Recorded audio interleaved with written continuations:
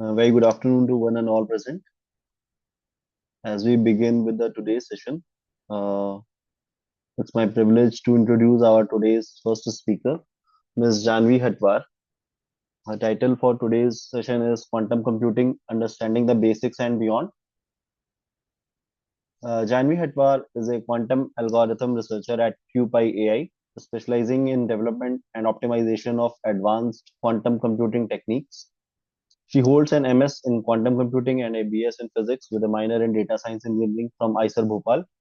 During her academic journey, she has worked on cutting edge projects, including implementing quantum factorization using the quantum approximate optimization algorithm at IIT Bombay and contributing to the experimental data analysis at the University of Alberta. Her research on variational quantum factorization using QAOA has been accepted for presentation at ComsNet 2025.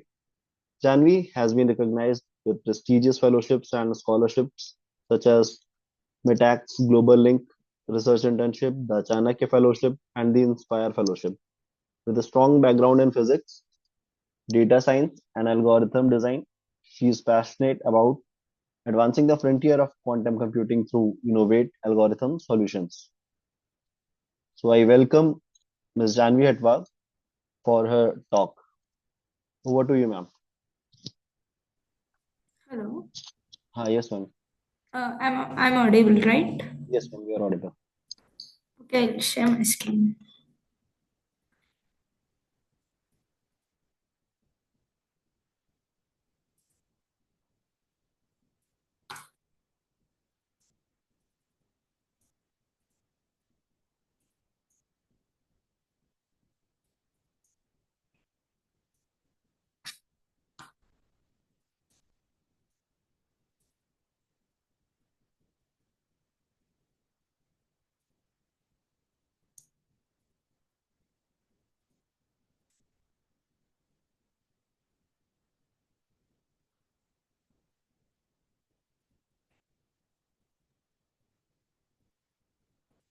Uh, my Yes, screen is visible, right? yes, it is.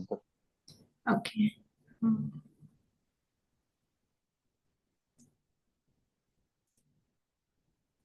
So, hi everyone, good afternoon. I am Jhanavi Hatwar and I'm a quantum algorithms researcher at QpiAI.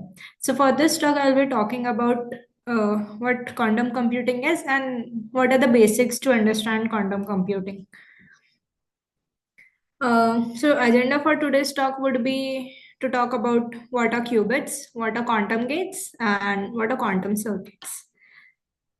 What is quantum computing? So for our classical computers, we know that they are powerful, but they do face some limits. Some problems grow very fast. They have very exponential complexity, and even the world's fastest supercomputers can't solve that in small amount of time. It would take them thousands of years to solve those complex problems. So that's where quantum computing comes in. Quantum computing can solve problems in small amount of time comparatively to what a classical computer would take. Uh, some problems like optimization problems, machine learning and simulations, they also can be solved in polynomial amount of time. So why quantum computing? So there's this famous physicist, Richard Feynman. He's ये कौन सा है? also, sorry. ये कौन बता रहा है? Paper present कर रहा है क्या कोई? Please mute yourself. Okay, can I proceed? Yes, ma'am. Please. Yeah. So there's this famous physicist, Richard Feynman, and he's also a Nobel laureate. He once said that nature is not classical. And so what he exactly quoted is that nature isn't classical, damn it. And if you want to make a simulation of nature, you'd better make it quantum mechanical. Also, quantum computing scientist Marisa Guistina said, quoted that it's a system of many parts that behaves according to the rules of quantum mechanics, like a molecule. You see a part to connect from there to actually programming chemistry in some senses. So, what here we are seeing is that nature around us is not working on the basis of quantum, on the basis of classical rules. What it is following is quantum mechanical rules.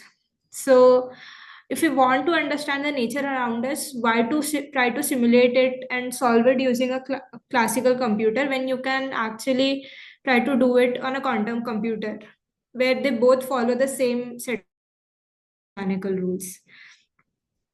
So uh, many problems like simulating molecular Hamiltonians, drug discovery, material modeling, cryptography, all these problems which would take thousands of years uh, to get the actual result from if you try to do it on a classical computer. But if you try to do it on a quantum computer, it would take some hours at the max. This is an example to show how exactly quantum computer is superior to a classical computer. So we know what an RSA encryption is. All the cryptographic systems that we have in our world today are encrypted with cryptography. So all the bankings, all the credit cards are safe just because they are encrypted with RSA. So to and that is because if you try to so this 2048 bit RSA number, if you try to factorize it, it would take thousands of years for classical computer to find its factors. But you can do it uh, in a few seconds if you solve it on a quantum computer. Here's the So, yeah, here's the number that 300 trillion years on a classical computer if you want to factorize a 2048-bit RSA encryption. So today we know that no one can break into our banking system. But once we have a stable quantum computer with 4099 stable qubits, uh, it can factorize the number in 10 seconds. Uh, Similarly, if you try to factorize an RSA of 250 bits, it would take around 2700 years on a classical computer to solve it, but a fewer seconds to do it on a quantum computer. So we can see how exponential solving a quantum computer gives to us. So let's get into the basics of quantum computing. So, like we have a classical bit, there's an analogous to classical bit, which is a quantum bit. We also call it a qubit. What is a qubit? Is that uh, so we know that a classical bit can take value either 0 or 1, but a qubit can actually exist in a superposition of 0 and 1 at the same time. That is from where that is one of the reason from where we are getting an exponential speed up for the quantum computers. As we can see that if there's a coin and uh, there is heads and there's a tails, quantum coin has a power to be in heads and tails at the same time, a combination of some part being in heads and some part being in tails. There's one more analogy that um, classical bits are more of like a switch, either 0 or 1, but a qubits are more of a knob where you can decide how much of the part of a qubit is in A and how much of the part of a qubit is in B.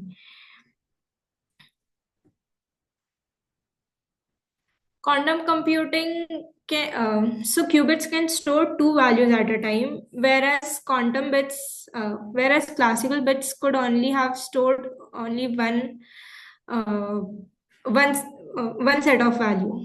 So we can see that my classical bit would have been 0 or 1. But my quantum bit here, I represent uh, my qubit as x. This notation is nothing but ket. We call it ket. But yeah, so this is ket x, and I'm saying that I'm representing my ket qubit with ket x. So ket x equal to x0 into ket0 plus x1 into ket1. So my qubit is in both state 0 and 1 at the same time, and it is trying to store these two values x0 and x1 at the same time. Similarly, if there are two qubits, so two qubits two qubits would mean 0, 1 for first qubit and 0, 1 for second qubit. So basically, you can store four set of values. Similarly, if you try to do it, that is from where we are getting the exponential computing power. So that if we have 50 qubits, we get 2 raised to power 50 components of vector stored in just 30 qubits. Whereas with 30 bits, you would have just stored only 30 piece of information. And 2 raised to power 50 would mean 1 billion components, which is more than all the atoms that we have on Earth today. So quantum computing is primarily based on three basic principles of quantum mechanics. First is superposition, second is interference, and third is entanglement. What a superposition is, I've already introduced that earlier in the previous slide. But yeah, as I've told you that, yeah, this is what a superposition is. Superposition of being in heads and tails at the same time. So you might have known the famous Schrodinger cat's experiment. What Schrodinger has quoted that if there's a box and in that box I put a cat and close the box, and he has also kept a bottle of poison in that. So now the bottle can break at some point, and it's that there's a probability that the bottle can break and the poison will get out, or it won't break and the poison is still in there and the cat is alive. So what is inside the box is now the superposition of cat being alive and dead at the same time. So until we have opened the box, when the box is closed, we don't know if it is dead or alive. And that is what we call as the superposition of cat being dead and alive at the same time. This is the superposition concept from quantum mechanics. Also interference. Interference is nothing but it is trying to make sure, like while making or designing the algorithms, what we do is we try to make sure that using this principle it will amplify the results which are correct, and it will cancel out the results which are wrong, and that's how we'll have higher probability of getting the right results. Then there's entanglement so I'll explain entanglement in the coming slide. So yeah, this is what the superposition is that I've explained previously.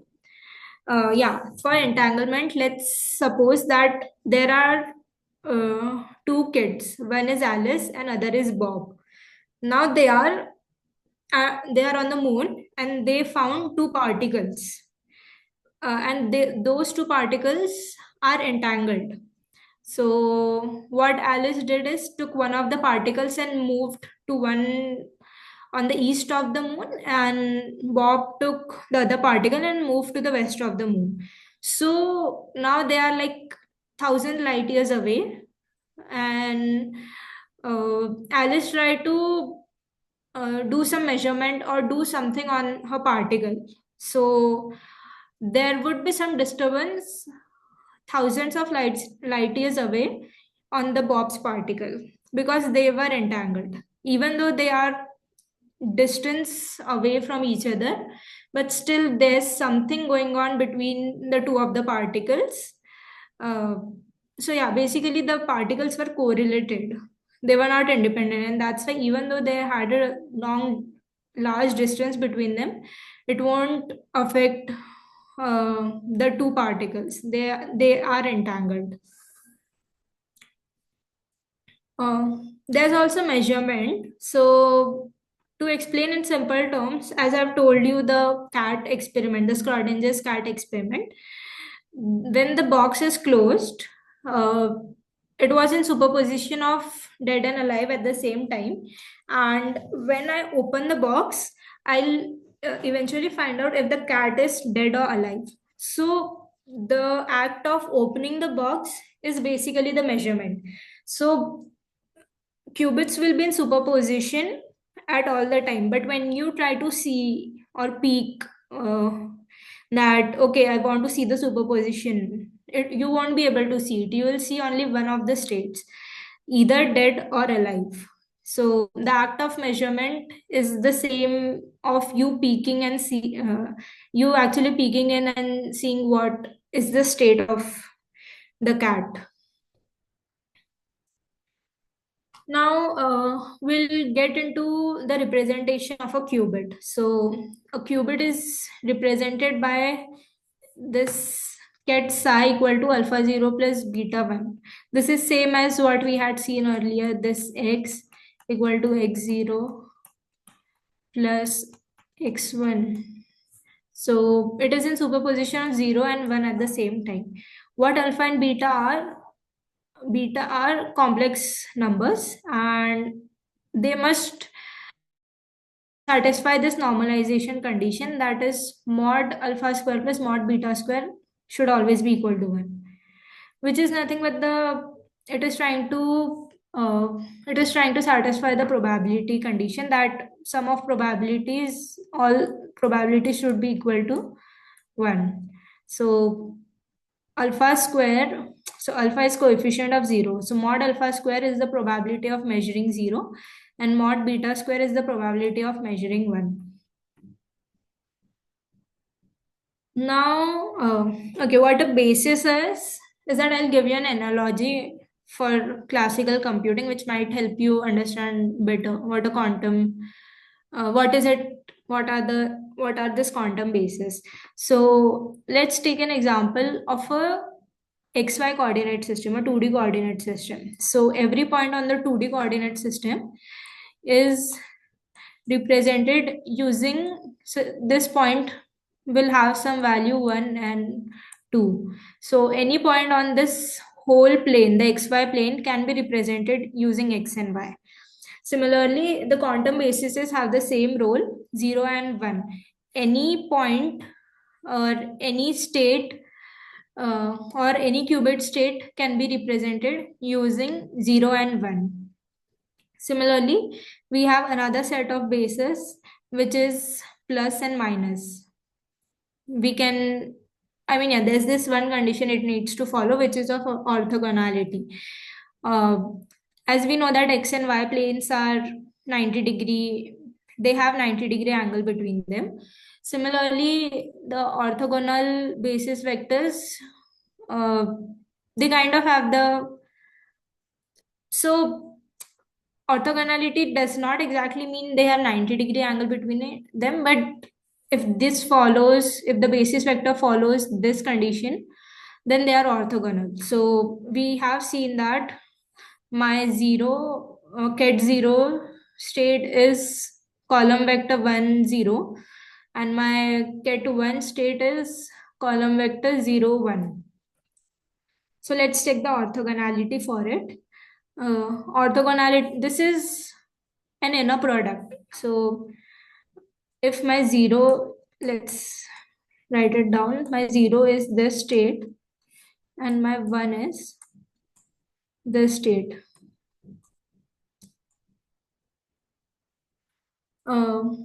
We know that my 1 is like that only, but for 0 we can see the brackets look like this. So this is a bra vector, and this is a ket vector.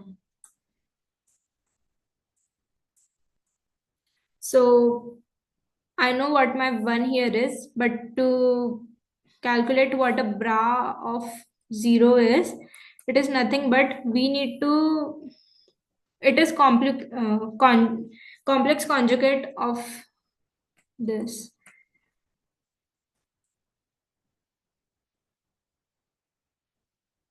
Complex, and we need to also take the conjugate. So it's basically that, let's take complex conjugate of a matrix here. So complex conjugate of a matrix here would be, there are two set of rules that needs to be followed. One is taking complex of all the numbers, and second is uh, just flip it across the diagonal. So my complex conjugate here would be A and D would remain there, but the complex conjugate, and flipping it across would mean C is going on the top right and B is coming to the bottom left. So C conjugate and B conjugate. So this is what a complex conjugate is. So for 0 as well, we'll try to do it. 1 0. There's no complex number, so it won't matter. And flipping it across the diagonal would mean we are getting a row vector, which is 1 0. So uh, inner product, this inner product of 0 and 1 is, it is nothing but multiplication. So sorry, yeah, this is bra 0. So we'll write this vector here, 1 0, and my 1 vector here, 0 and 1. Doing matrix multiplication, 1 into 0 plus 0 into 1, I'll get 0. So we have checked the orthogonality of the basis vector 0 and 1, and that is 0. Hence, it is orthogonal. Similarly, you can try.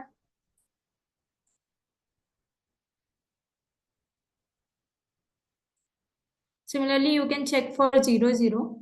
So I had 0, which is 1 0. How to take the complex conjugate of 0?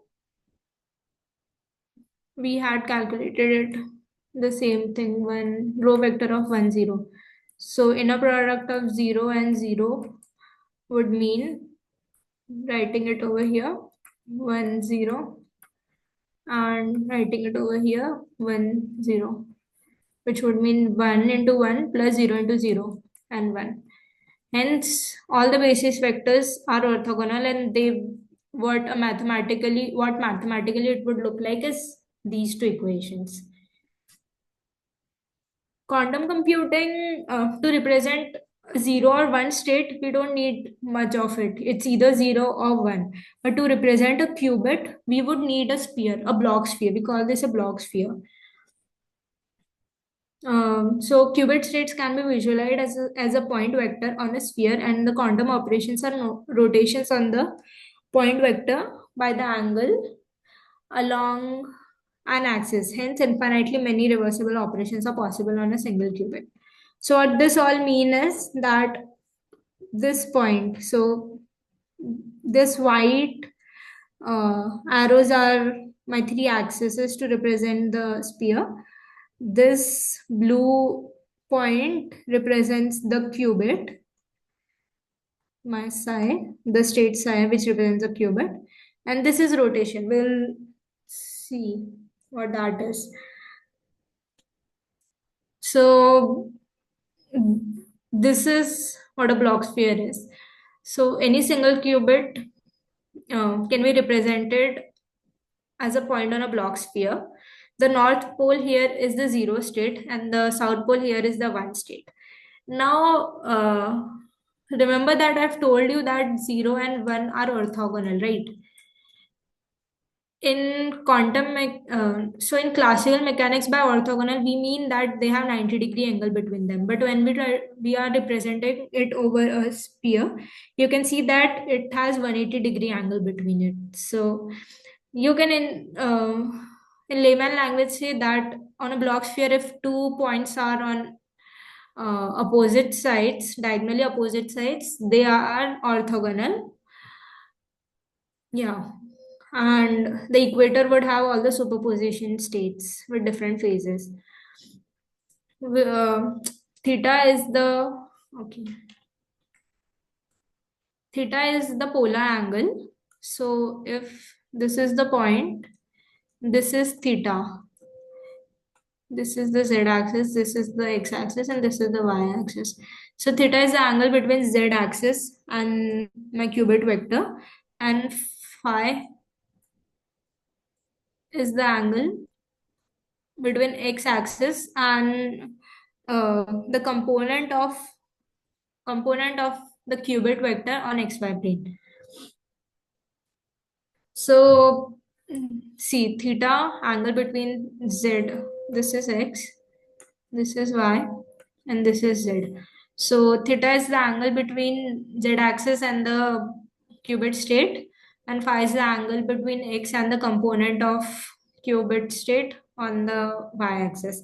So let's try to see how to represent a qubit state using phi and theta on the whole sphere. So this is the equation to represent state of a qubit. So what a theta, okay, so let's see for the qubit state along positive z-axis. So positive z-axis means that my theta is 0 degree, and phi basically, so my psi here is cos theta. Cos theta is 0. Cos theta by 2 is 0. Uh, plus e raised to I phi sine 0. There's 2, but it won't matter. And 1. So here we can see that sine 0 is 0 and cos 0 is 1. So I'll get my qubit state as 0 for theta equal to 0. That is along positive z-axis. Similarly, you can try for negative z-axis. You would get it 1. I'll show you what a superposition state is.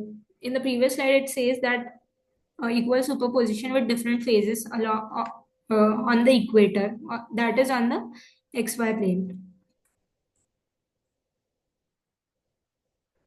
So for this is the positive x-axis. So for this, my theta, that is the angle from the positive z-axis, is 90 degrees. So my theta is 90 degrees, and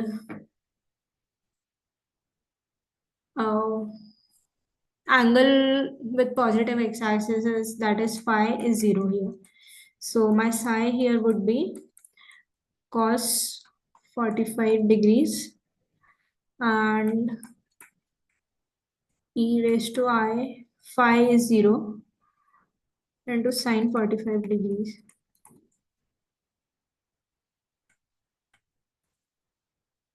Now cos 45 is 1 by root 2, 0. This would become 1, e raised to power 0. Anything raised to power 0 always becomes 1. And sine 45 is also 1 by root 2. So my state here is in superposition of 0 and 1. If you try for negative x-axis, you would find a minus sign here. So same state but a different phase. Phase means the phi. Phi represents the phase. So here the phase was 0. Here the phase would be 180 degree. And that would mean a minus sign in between 0 and 1. Similarly, along the positive x-axis, my state is 0 plus I1 by root 2. And along the negative, it would be nothing but minus here. So this is how we represent a qubit state on a block sphere. The same thing that I showed you in the previous. This is the 0. This is 1. We call this state along the positive x-axis as the plus state. This as the minus state. This as the I state. And this as the minus I state. This is x, this is y, and this is z. Yeah, this is the same thing. 0 straight along the positive z-axis, 1 straight along the minus z-axis, plus straight along the positive x-axis, and minus straight along the negative x-axis. In the basics of quantum computing, tensor product is something very important. So what a tensor product calculation looks like is this. So we have a 0 state and we have a 1 state. So tensor product of this would become, you have, so basically it's nothing but multiplying the second matrix to each of the elements of the first matrix. So multiplying it with 1 and multiplying it with 0. So this is the same thing, and we get eventually a 4 cross 1 matrix from 2 cross 1 and 2 cross 1. Let's see a calculation for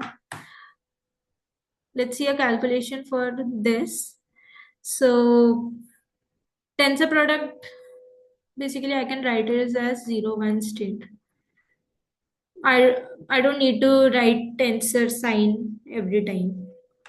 So what 0 0 would mean is that 0 is 1 0 column vector. So my 0 0 state would become 1 0 tensor product 1 0, multiplying it with the first element and the second element, 1 into 1 0 and 0 into 1 0.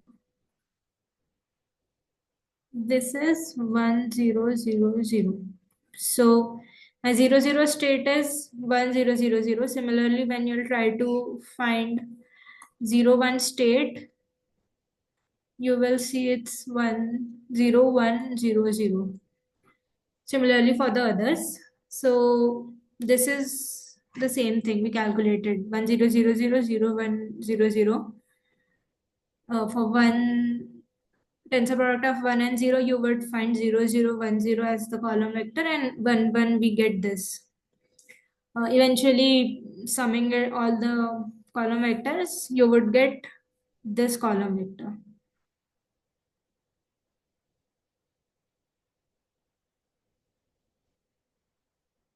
You can also see that this 4 numbers are a tensor product of 2 superposition states. So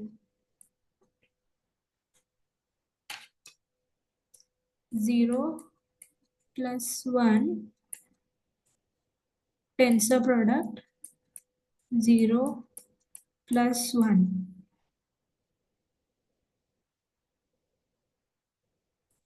Yeah, there would be some different coefficients, but uh, in total, this is basically tensor product of 2 qubits which are in superposition of 0 and 1. This is the first qubit and this is the second qubit.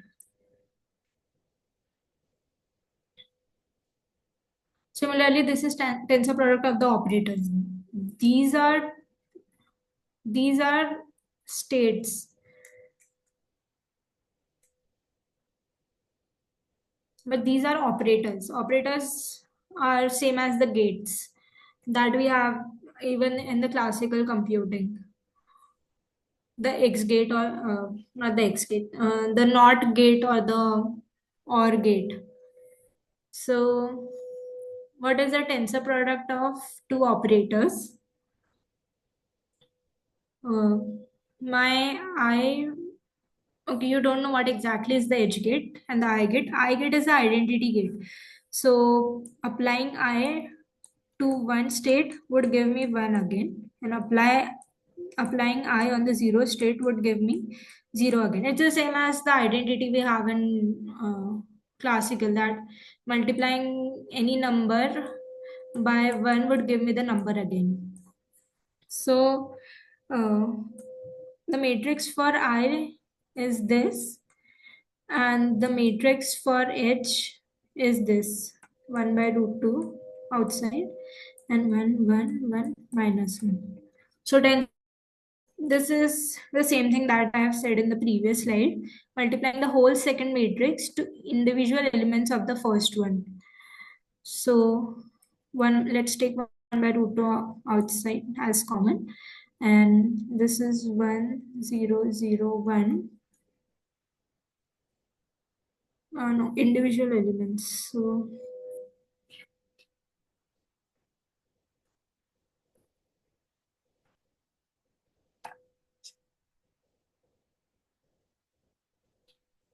individual elements would mean 1 by root 2 outside and first element into 1, 1, 1 minus 1.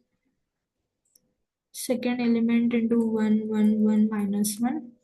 Similarly, 0 into the whole matrix. That would mean 0 here, and minus 1 into 1, 1, 1 minus 1.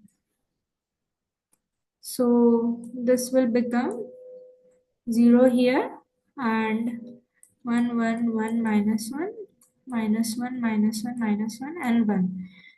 And 1 by root 2. This is nothing but the same matrix as this. So this is how we do a tensor product for the operators. And that is how we did tensor product for the states.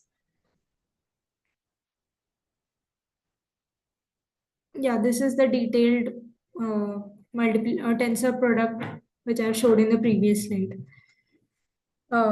There's something called as product and entangled state in quantum computing. So what a product states is that any state can be written as a tensor product of two states, and any state which cannot be written in tensor product of two states are entangled states.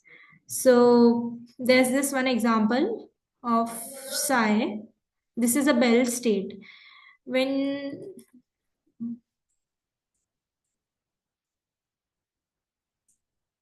you try to write it as tensor product of two states, you will see you cannot do that. I cannot write this in terms of tensor product, but 0, 0, tensor product 0, 1 state. I can write it in tensor product. How exactly?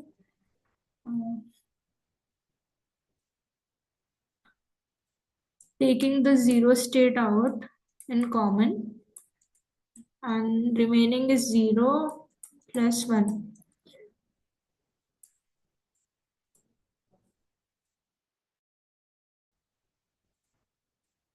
So a product state is a tensor product of two states. So the first qubit here is in state 0, but the second qubit here is in a superposition state of 0 and 1. So that's the difference between the product and entangled state. So we know of classical gates, the NOT gate, AND gates, and OR gates. We know all of this, but can you think of something that, so if, sorry, so yeah, if I give you the output 0, 0, 0, 1, can you tell me that what the input would be? So if I say that, okay, the output is 0, can you tell that the input, the A was 0 and 1, and the B was 1? It is nearly impossible in classical computing to make the gates reversible.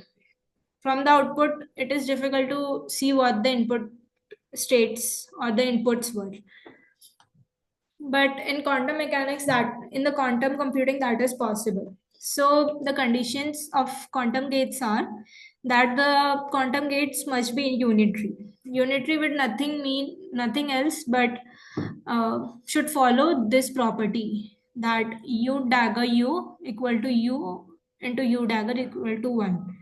Conjugate transpose is the same thing that I've explained previously, that taking the complex and flipping it across the diagonal. So, and U are nothing but matrices as the some 2 cross 2 matrix. Like the I was this matrix and the H was this matrix. So U is nothing but matrices, and it should follow this property that U dagger U should be equal to U dagger should be equal to 1. We can check that too. So I'll tell you one other gate which will come in the next slide. Okay, we'll see it there only. So yeah, unitary is one property. There's reversibility. Reversibility means that all unitary operators that are all quantum gates follows this property as well, that u into u inverse should be equal to u inverse into u should be equal to I. So what this means is that there exists a inverse in quantum mechanics. So when there exists a inverse, you can directly implement u inverse to get what exactly the input was. From that, that is from where we get the reversibility. And the third property what a quantum gate is should follow is of a linear operator, that applying a linear operator on a superposition state, uh, that would mean applying the operator individually to each one of the states in the superposition. This is some more of the properties of unitary transformation, that preservation of inner product, norm preservation. They preserve the norm of vectors, ensuring the total probability of quantum system remains 1. Invertibility. This is invertible. This is nothing but the same thing, the reversibility of quantum operations. Orthogonality preservation. That is, if the vectors are orthogonal before, then even after applying a U, the operators will be orthogonal. Eigenvalues should have magnitude 1, and conservation of information. That is, quantum systems are unitary, so there is no information lost during the evolution. So, what are logical gates? These are nothing but rotations on logic gates for single qubits. These are nothing but rotations on the block sphere. So, here's my state initially is in 0, my qubit is in 0 state, and then I applied some gate and it went to the 1 state. So this is nothing but rotation of my block vector. So this is the general form of unitary for the rotations of a single qubit gate. Also, one thing that we see here is that so I mean, there are X, Y, and Z gates here, so that's why I'll be showing you something. This was the identity gate which I've talked earlier. This is the X gate. X gate does nothing but flip the qubit. So if it is in 0 state, it is flipping it in 1 state, and if it is in 1 state, X will flip it in 0 state. Similarly, for Z, if you implement it on 0 state, it remains in the same state, but if it is in 1 state, it changes the phase of the 1 state. So there's Y as well, but as you can see that when you implement an X gate, it is a rotation along the particular axis. So if you implement a X gate, the block vector will rotate along the x-axis. This is the x-axis, and it is rotating along the x-axis. Similarly, this is the y-axis, and it is rotating along the y-axis. And here is the z-axis, and it is rotating along the z-axis. Yeah, this is the most common single qubit gates. This is something we remember, but it is nothing but uh, matrix multiplication. So when I implement x on the zero state, uh, what it is nothing but x matrix, which is 0 1 1 0, and 1 and the 0 column vector is 1 0. Doing matrix multiplication, 0 into 1 plus 1 into 0, so that would mean 0, and 1 into 1 plus 0 into 0 would become 1, so that is nothing but the 1 matrix, 1 vector. So applying x on the zero state would give me one state. Similarly, when you try to apply x on the one state, you will get zero state. And you can check for the rest of it as well. So let's check the reversibility that I've talked previously. So let's see how the gates exactly are reversible. There's poly X gate, and we are initializing our circuit with the input zero state. So when I am inputting zero state and then applying an x on it, x on zero state, it is giving me 1. And I'm again applying x on the 1 state. So again applying x on the 1 state, we know that it was applying x on the 1 state is giving me 0. So applying it two times is giving me the same thing. It's basically uh, x into x is nothing but identity. That's why when I apply x two times on zero state, it is giving me zero state again. So inverse of x is x. As we have seen that u inverse u should be equal to 1. So if x is my u, then u inverse is also x. Similarly, you can see that uh, for the one state, when I apply x on it, it should give me 0. That is correct. When I apply x again on it, it should give me 1, which is 1 again. So applying x two times, I can reverse the operation of the poly X gate. Similarly, for the Y gate, applying Y would give me this, and apply Y again on it would give me the zero state. Similarly, for the Z, it would give me 0. Applying Z again, it would give me 0. Applying Z here, it would give me minus. This is applying Z again, it would give me minus into minus 1, which is 1 state. So this is the reversibility of the quantum gates. Similarly, for this, uh, let's check for the Hadamard gate.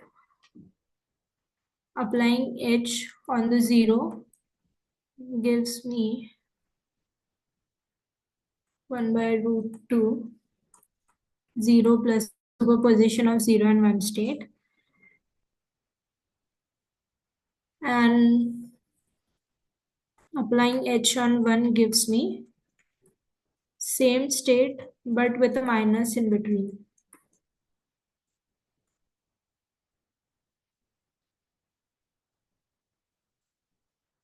So let's check when I'm applying H on this, I'm getting this state, right?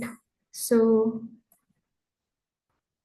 0 plus 1 by root 2. And I am applying H again. So H on 0 would mean 0 plus 1, and H on 1 would mean 0 minus 1. So cancelling this two out, it's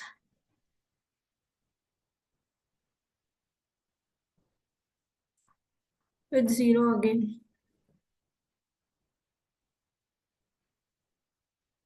there has to be a 1 by root outside here. Yeah. So it's 0 again. So first implementing h on 0 gives me a superposition state, and again implementing h on that superposition state is giving me the input state back. You can check for the others as well. This is more gates, 2 qubits. I think it's the rotational gates and other single qubit gates. As you can see that the first operation here says that it is rotation y gate. Rotation y gate means that the state is rotating along the y-axis. So this is my y-axis and it is rotating along the y-axis by this is the theta parameter. So it had rotated according to the theta parameter. Then there's a rotation z gate. That means it has rotated along the z-axis. So that is correct. And again, the Hadamard gate. Hadamard gate is something that rotates in the xy, in the xz plane. So as you can see, it is rotating in the xz plane. Similarly, for this, you can check rotating along y-axis, then rotating along z-axis, then x-axis and z-x. So yeah, we'll see few of the 2 qubit gates. What 2 qubit gates are? There's something wrong here. This is the control, and control is A and target is B. This is B and this is A. So this is nothing but that if my control is 1, it will flip the target qubit. So let's check that when the control is 0, it did nothing to the target qubit. When the control is 0, again it did nothing to the target qubit. And the control is 1 and the target is 0, it has flipped the target qubit. And similarly, when the control was 1, it had flipped the target qubit to 0. That is the C0 operation. Similarly here, that when the control is 0, it has changed 0 to 1 and 1 to 0 when the control is 1. Similarly, we have a Toffoli gate.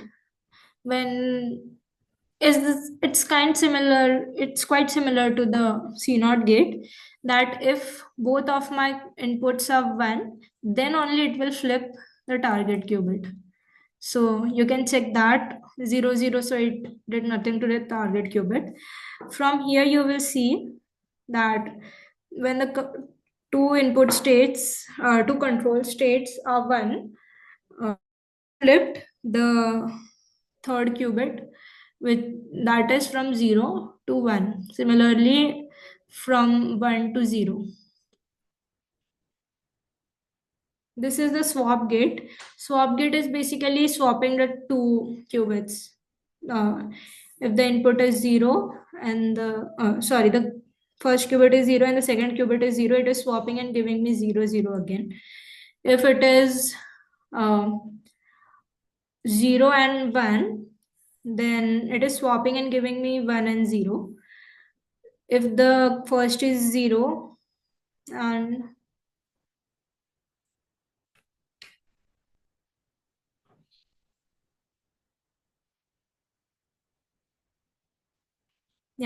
if the first is 1 and second qubit is 0, it is flipping and again giving 0 1, and 1 would give me 1 again. So flipping the 2 qubits.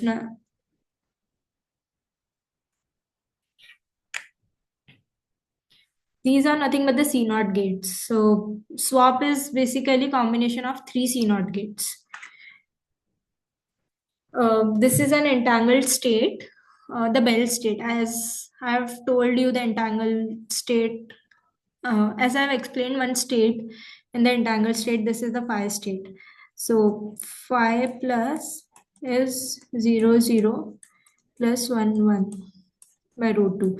We'll just see how does this whole circuit means this state. So the input is 0, 0 state, the tensor product of 0, 0 state. Then I've implemented H on it. So I have implemented H on it would mean H on 0, 0. And H is just on the first qubit. So on the first qubit. So when I apply H on the first qubit, it would give me 0 plus 1. And the second qubit would remain the same. The first head amount on first qubit would give me this, and second qubit, there's no operation on second qubit right now. So this state would become 0, 0 plus 1, 0 by root 2. Now I am applying a C0 gate. So applying a C0 gate on this state means that if the first qubit is 1, it will flip the second qubit. So the first qubit is not 1, so the second qubit is same. But here the first qubit is 1, so I'm flipping the second qubit.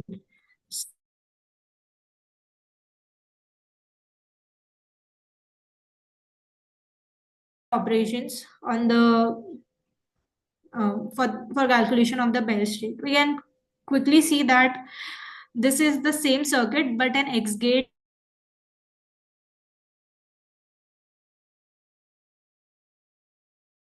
on the first qubit. So I've told you that X gate basically flips the qubit. So if I'm applying X to the whole gate state here, it is just flipping the first qubit.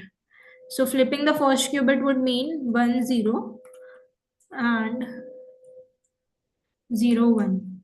So that is this circuit. And you can see that these are entangled. These all are entangled. You cannot write this state in terms of tensor product of any of the two qubit states. This is the entangled GHZ state. It is nothing but if you write it for two qubits, imagine that it is not there, only this two. So this is the Bell state, 0, 0 plus 1, 1 by root 2. If there's one more C0 till here, it will be 0, 0, 0 plus 1, 1, 1 by root 2. I think, yeah. So, I mean, yeah, GHG state is creating an entangled state.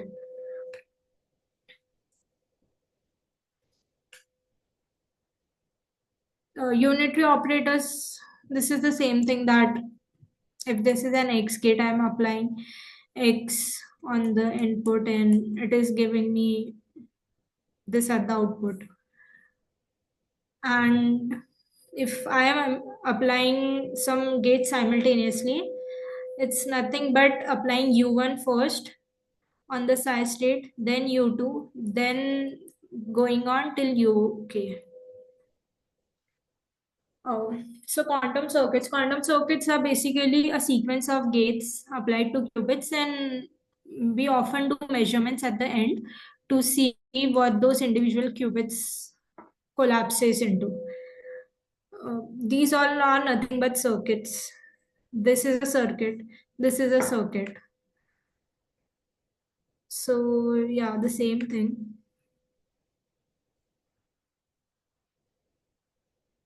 This diagram here shows that we are today in the classical world and we need to go to quantum fault tolerance computing. So this is something that so today the qubits that we have are very noisy and error prone.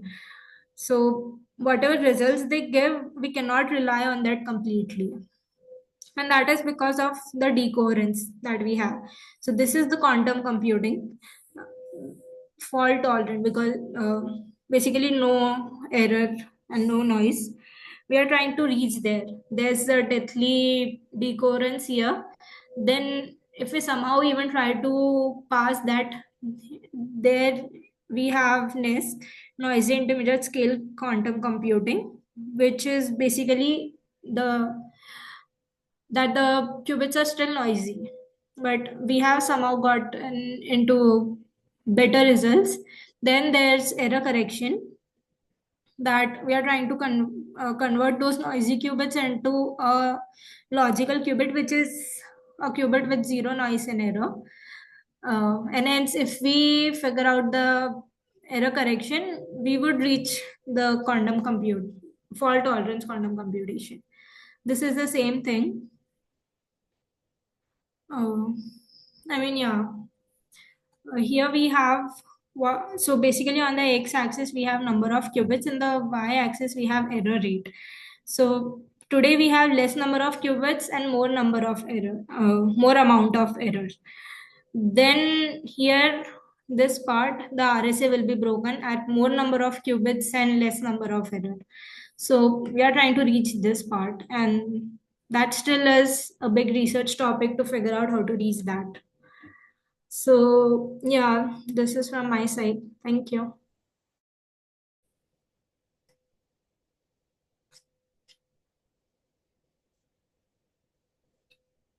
Um, Hello, audience. If you have any question, you can type the question in chat box or directly you can ask.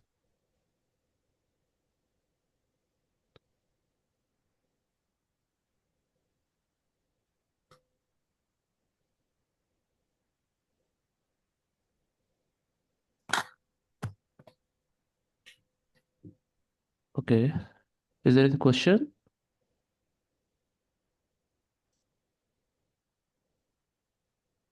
Okay, so thank you, ma'am, for this informative lecture on quantum computing.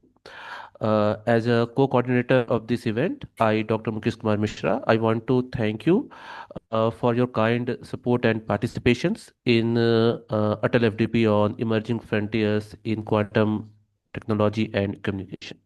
Thank you so much, ma'am. Okay, thank you. Thank you.